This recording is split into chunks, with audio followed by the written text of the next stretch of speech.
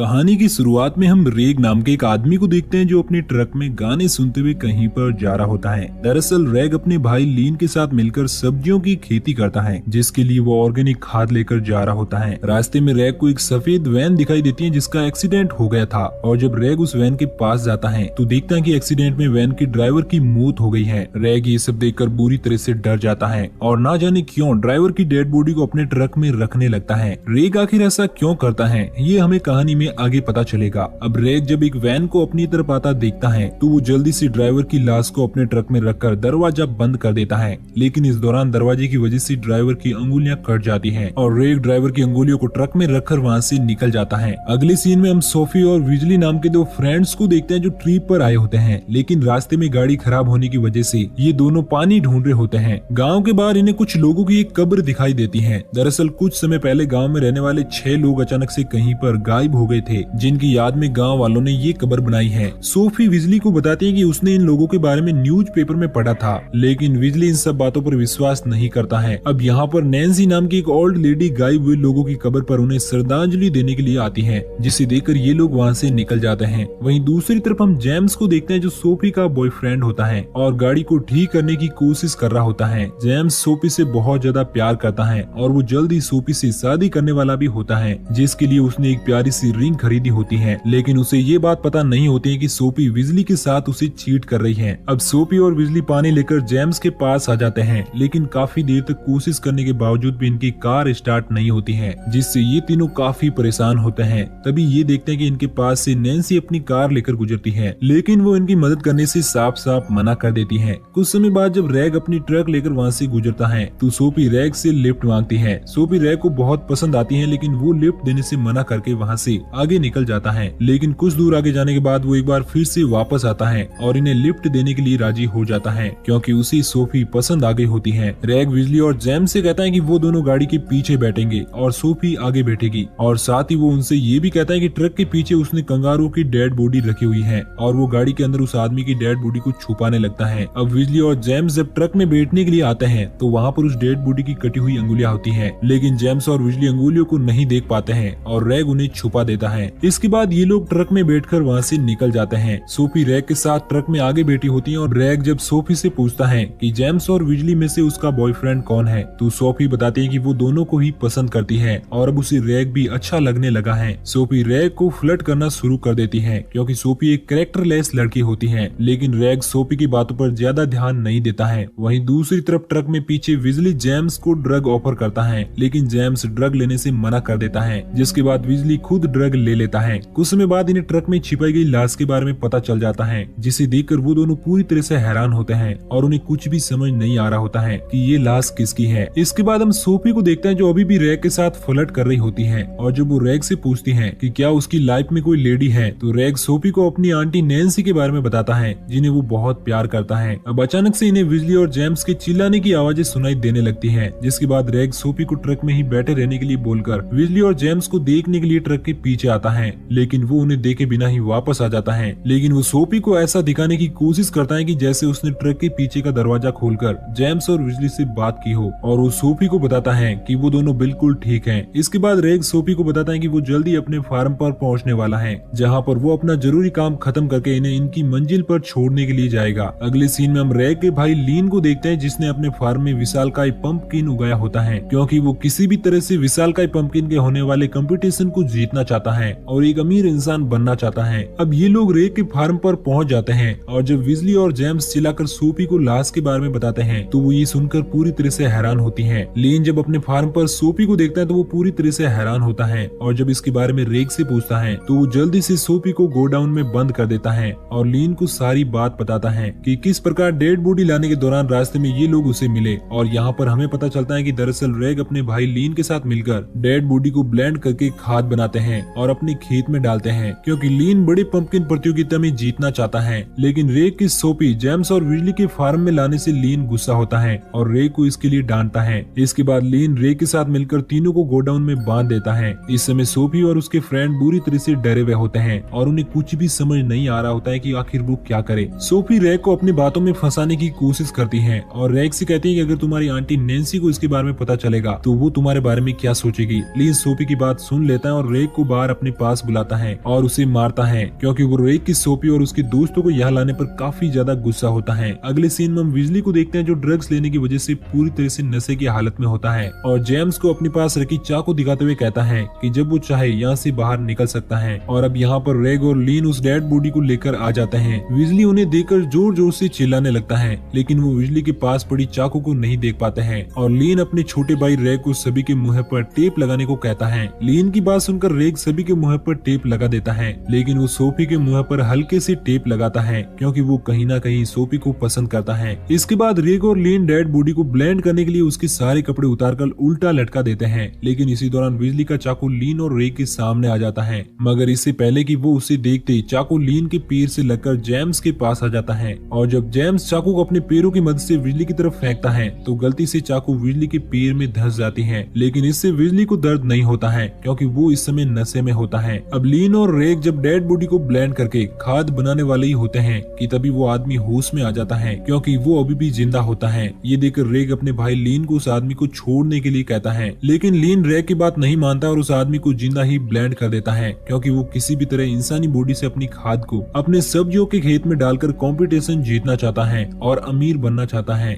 अब लीन को खाद बनाने के लिए एक और डेड बॉडी की जरूरत होती है, जिसके लिए वो सोफी को चेक करने लगता है, लेकिन रेग लीन को ऐसा करने से मना करता है और उसे समझाता है कि क्यों ना वो पहले जेम्स को ब्लेंड करके खाद बनाए। लीन रेग की बात मान लेता है, जिसके बाद ये जेम्स को ब्लेंड करने के लिए बांधकर लटका देते हैं, लेकिन इसी मौके का फायदा उठाकर बिजली चाकू की मदद से अपनी रस्सियां खोलकर और रेग की ट्रक लेकर वहाँ से भाग जाता है। हालांकि रेग उसे रोकने की पूरी कोशिश करता है, लेकिन इसका कोई भी फायदा नहीं होता है। लीन ये सब देखकर बहुत दुखी होता है और रेग को इसके लिए डांटता है, जिसके बाद वो अपनी कार में बैठकर बिजली को पकड़ने के लिए निकल जाता है। अब रेग जब वापस से गोडाउन में आता है तो सोफी इशारे से रेग को अपने मुंह पर लगा टेप हटाने को कहती है और जब रेग सोफी की बात मानकर टेप हटा देता है तो सोफी रेग को अपनी मीठी मीठी बातों में फंसाने की कोशिश करती है, लेकिन जल्दी रेग समझ जाता है कि सोफी उसे धोखा देना चाहती है क्योंकि उसने पहले भी बिजली के साथ इंटीमेट होकर अपने बॉयफ्रेंड जेम्स को धोखा दिया था और अब वो अचानक से उसे पसंद करने लगी है। जेम्स जब ये बात सुनता है तो उसे बहुत दुख होता है क्योंकि उसे नहीं पता था कि सोफी उसके साथ कभी ऐसा कर सकती है। वहीं दूसरी ओर बिजली ट्रक लेकर एक गांव में पहुंच जाता है जहां पर ड्रग्स की वजह से उसे सब कुछ अजीब तरह से दिख रहा था। अब यहाँ पर लीन भी आ जाता है, लेकिन इससे पहले कि वो बिजली को पकड़ पाता, बिजली किसी तरह लीन को घायल करके वहाँ से निकल जाता है। मगर जब वो ट्रक के पास पहुँचता है तो देखता है कि उसमें चाबी ही नहीं होती है, जिसकी वजह से बिजली को एक बार फिर से लीन के पास आना पड़ता है, लेकिन इस बार लीन बिजली को घायल करके उसे बंदी बना लेता है। अगले सीन में हम जेम्स को देखते हैं जो सोफी के धोखा देने की वजह से काफी दुखी होता है और जब वो सोफी से इसके बारे में पूछता है तो सोफी उसे बताती है कि उससे जेम्स बिल्कुल भी अच्छा नहीं लगता है, बल्कि उससे अच्छा तो बिजली है जो देखने में काफी कूल है। अब लीन जब बिजली को जख्मी करके उसे अपनी कार की डिग्गी में बंदी बनाकर ला रहा होता है तो रास्ते में उसे एक पुलिस ऑफिसर मिलता है जो कि लीन का ही दोस्त होता है, लेकिन उसे लीन के ऊपर शक होता है कि जरूर लीन उससे कुछ छिपा रहा है। और जब वो लीन को ऐसे ही सड़क पर अपनी कार से घूमने का कारण पूछता है तो लीन बताता है कि वो तो सिर्फ कंगारुओं की डेड बॉडी ले जा रहा है कि तभी अचानक से पुलिस ऑफिसर को किसी के चिल्लाने की आवाज सुनाई देती है और जब वो लीन से उसकी कार का डिग्गी खुलवाता है तो उसमें बिजली होता है। बिजली की खराब हालत देखकर पुलिस ऑफिसर उसे समझाता है कि वो बिजली को बचा लेगा, लेकिन वो गलत होता है क्योंकि लीन पुलिस ऑफिसर को शूट करके वहीं पर मार गिराता है। अगली सीन में हम रेग को देखते हैं जो सोफी से अपने मिस बिहेव के लिए माफी मांगता है और सोफी को यकीन दिलाता है कि वो चिंता ना करे, वो कैसे भी करके उसे अपने भाई लीन से बचा लेगा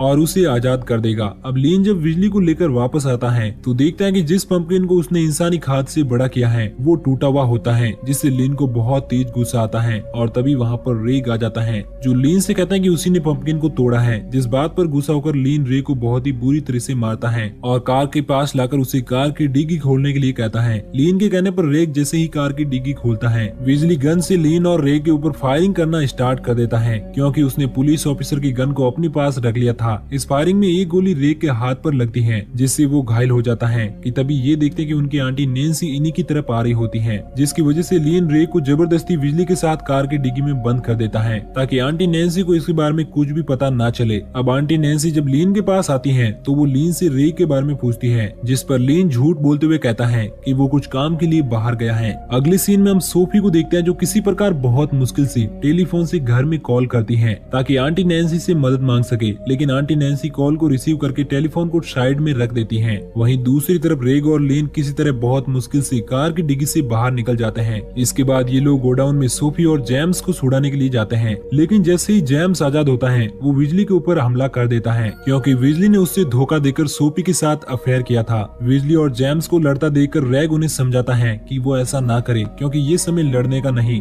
बल्कि लीन से बचकर भागने का होता है। रैग की बात सुनकर विजली और जेम्स आपस में लड़ना बंद कर देते हैं और रैग लीन को मारने के लिए घर के अंदर जाता है। लेकिन जैसे ही वो घर के अंदर आता है तो वो अंदर का सीन देखकर पूरी तरह से हैरान होता है, क्योंकि लीन आंटी नैन्सी के साथ इंटीमेट हो रहा होता है। अब विजली जब आंटी नैन्सी को कटा हुआ हाथ ले जाते हुए देखता है तो वो उस डॉग का पीछा करते हुए घर के अंदर आ जाता है। जैसे ही घर के अंदर लीन विजली को देखता है तो वो उसे शूट करके वहीं पर मार गिराता है। अब रैग जब लीन से पूछता है कि वो आंटी नैन्सी के साथ क्या कर रहा था तो लीन कोई भी जवाब नहीं देता है और अब इन दोनों के बीच में आर्गुमेंट होना शुरू हो जाता है। आंटी नैन्सी इन्हें छुड़ाने की कोशिश भी करती है, लेकिन इसका कोई भी फायदा नहीं होता है और लीन आंटी नैन्सी को शूट करके वहीं पर मार गिराता है। और इससे पहले कि वो रैग को मारता, रैग किसी तरह बहुत मुश्किल से लीन को नीचे गिराकर वहाँ से भागने लगता है। अब रैग जब भागते हुए गोडाउन में आता है तो देखता है कि वहाँ पर सोफी और जेम्स नहीं होते हैं और अगले ही पर लीन रैग के ऊपर अटैक करके उसे भी बेहोश कर देता है। रैग को जब होश आता है तो वो खुद को उल्टा लटका हुआ पाता है, क्योंकि अब लीन रैग को ही ब्लेंड करके उसकी खाद बनाना चाहता है। रैग ये सब देखकर लीन से कहता है कि आखिर वो उसके साथ ऐसा कैसे कर सकता है। इस पर लीन रैग से कहता है कि वो कंपटीशन जीतने के लिए कुछ भी कर सकता है। अब इससे पहले कि लीन रैग को ब्लेंड करता, वहाँ पर सोफी आ जाती है जो लीन पर गन तान देती है। लीन ये देखकर डर जाता है और इसी मौके का फायदा उठाकर रैग पीछे से लीन को धक्का देकर ब्लेंड मशीन में गिरा देता है, जिससे लीन मारा जाता है। लीन के मरने के बाद रैग रिंग निकालकर सोफी को प्रपोज करता है। सोफी भी रैग के प्रपोजल को एक्सेप्ट कर लेती है। वहीं दूसरी तरफ हम जेम्स को देखते हैं जो अपनी जान बचाकर वहाँ से भाग गया होता है और हाईवे के किनारे लिफ्ट मांग रहा होता है, लेकिन वो आदमी जेम्स को लिफ्ट देने के बजाय उसे कुचल कर वहाँ से निकल जाता है, जिससे जेम्स भी मारा जाता है। और इसी के साथ ये मूवी यहीं पर एंड हो जाती है। तो दोस्तों, आपको ये कहानी कैसी लगी नीचे कमेंट करके जरूर बताएं और अगर आप हमारे वीडियो को पहली बार देख रहे हैं तो हमारे चैनल मूवीज सिंकर को सब्सक्राइब जरूर करें।